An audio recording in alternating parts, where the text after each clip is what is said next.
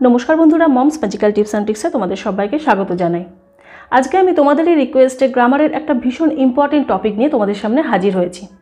আজকের ভিডিওতে আমি যে বিষয় বা যে টপিকটায় কথা বলবো সেটা হচ্ছে কোয়েশ্চেন ওয়ার্ডস বা WH ওয়ার্ডস। এটাকে অ্যাকচুয়ালি WH ওয়ার্ডস এভাবেও বলা হয়। WH ওয়ার্ডস কেন বলা হয়? দেখো, যে ওয়ার্ডসগুলো WH দিয়ে শুরু হয়, মানে আমরা যখন কোনো কোয়েশ্চেন ফর্ম করি তখন কী ধরনের ওয়ার্ড ব্যবহার করি? শুরুতেই what is your name, who is your best friend, who are you. তো এগুলো দেখো প্রত্যেকটাই WH দিয়ে স্টার্ট হচ্ছে। প্রত্যেকটা সেন্টেন্স বা প্রত্যেকটা যে প্রথমে যে ওয়ার্ডগুলো থাকছে সেগুলো কিন্তু WH দিয়ে শুরু হচ্ছে, সেই জন্য এগুলোকে WH ওয়ার্ডসও বলা হয়। এখানে দেখো কিছু এক্সাম্পল দেওয়া রয়েছে। হু আর ইউ, তো হু কথাটা WH দিয়ে শুরু। Who are you? I am Kabita. What is your name? I am Leena. তো এখানেও দেখো হোয়াট, এটাও WH দিয়ে শুরু। বা আরও আছে কি হোয়েন, হুইচ, আর আছে ওয়্যার। তো একদম ছোট বাচ্চাদের মানে ক্লাস 1 বা ক্লাস 2 এর বাচ্চাদের কিন্তু নর্মালি কোয়েশ্চেন ওয়ার্ডস বলতে এই 5টা ওয়ার্ডসই পড়ানো হয়। এর সাথে হাউ যে ওয়ার্ডটা, সেই ওয়ার্ডটাও পড়ানো হয়। তবে WH ওয়ার্ডসের মধ্যে কিন্তু এই 5টা ওয়ার্ডসই পড়ে।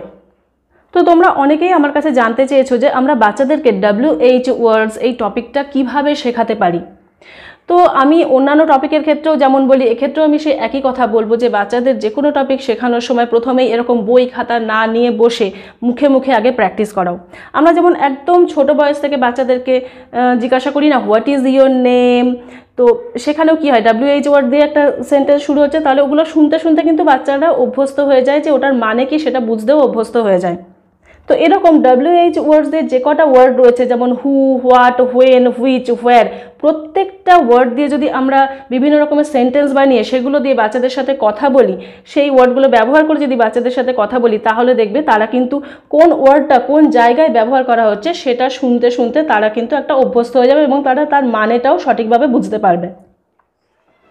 এবং এই ওয়ার্ডসগুলো শেখানোর সময় আমরা যেহেতু বাঙালি, তাই বাঙালি হিসাবে প্রত্যেকটা যে এই WH ওয়ার্ডসগুলো রয়েছে প্রত্যেকটার বাংলা মানে কি সেটা কিন্তু বাচ্চাদেরকে খুব ভালোভাবে শেখাতে হবে। যেমন দেখো এখানে রয়েছে হু। হু মানে, হু এর বাংলা কি? কে। Who is your best friend? তোমার বেস্ট ফ্রেন্ড, তোমার সবথেকে প্রিয় বন্ধু কে? তাহলে এখানে কের ইংরাজি হচ্ছে হু। তারপরে দেখো হোয়াট। হোয়াট মানে কি? What is your name? তোমার নাম কি? এইভাবে বাংলায় এবং ইংরাজিতে দুটোই কিন্তু প্যারালালি বলতে হবে, তাহলে দেখবে তাদের এই ওয়ার্ডগুলোর মিনিং একদম ক্লিয়ার হয়ে যাবে।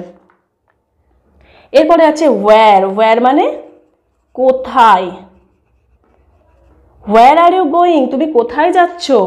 হুইচ মানে কোনটি বা কোনটা, আমরা বলি না which is your favourite colour? তোমার সবথেকে প্রিয় রং কোনটি। হোয়েন মানে হচ্ছে কখন। আমরা বলি না হোয়েন ইজ ইউর বার্থডে? তোমার বার্থডে কখন বা তোমার বার্থডে কবে? এই ধরনের কোয়েশ্চেন বোঝানোর সময় তখন কিন্তু আমরা হোয়েন কথাটা ব্যবহার করি।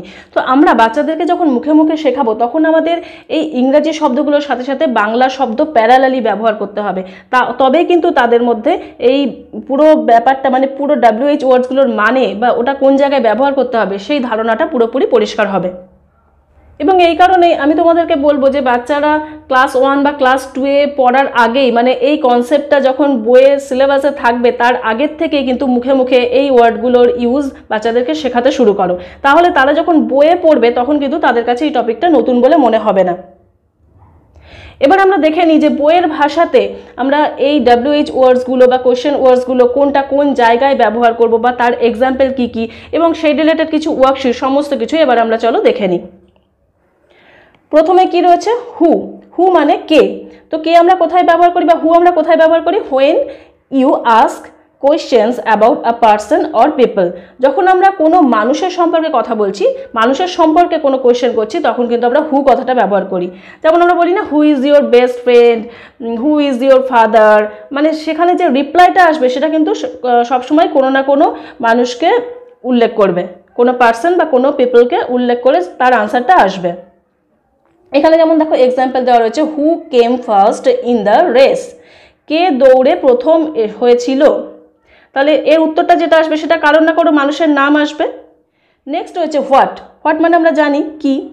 When you ask about a thing or things, যখন আমরা কোনো জিনিসের কথা বা কোনো অনেকগুলো জিনিসের কথা জানার জন্য ব্যবহার করি তখন আমরা হোয়াট কথাটা ব্যবহার করি। এরপরে আমরা দেখে নিই হোয়ার আমরা কোথায় কোথায় ব্যবহার করি।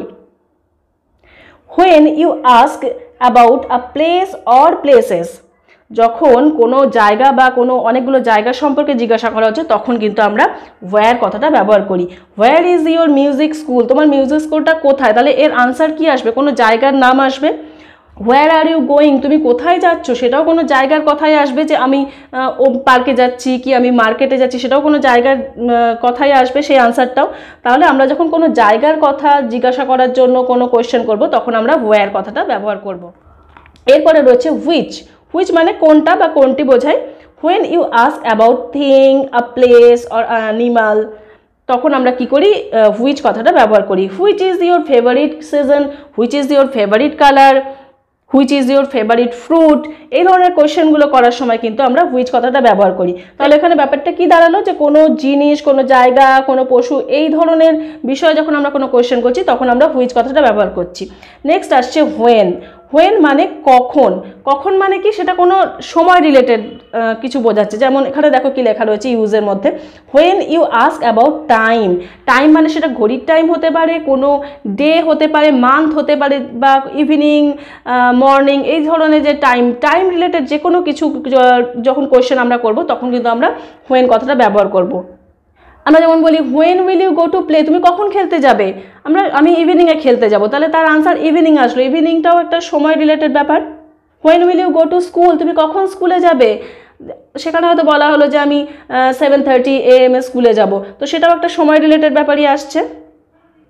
তাহলে আমরা হোয়েন ওয়ার্ডটা কখন ব্যবহার করছি, যখন আমরা কোনো টাইম রিলেটেড কোনো আনসার চাইছি তখন কিন্তু আমরা হোয়েন কথাটা ব্যবহার করি। তো এইভাবে বইয়ের মাধ্যমেও যখন কনসেপ্ট পুরোপুরি ক্লিয়ার হয়ে যাবে বাচ্চা, তখন কিন্তু আমরা বাচ্চাদেরকে কিছু ওয়ার্কশিট দিয়ে টেস্ট করব যে তারা বুঝতে পারছে কি না। এবং ওয়ার্কশিট দেওয়ার ক্ষেত্রে এই ধরনের ওয়ার্কশিট কিন্তু ভীষণই হেল্পফুল হয়। এখানে দেখো কি রয়েছে, আনসার দেওয়া রয়েছে, আনসারের রেসপেক্টে কোয়েশ্চেনে এখানে WH ওয়ার্ডসের মধ্যে কোনটা বসাতে হবে সেটা এখানে উল্লেখ করতে হবে। এখানে যেমন রয়েছে আনসারে কি আছে, I am going to Mumbai, আমি মুম্বাই যাচ্ছি।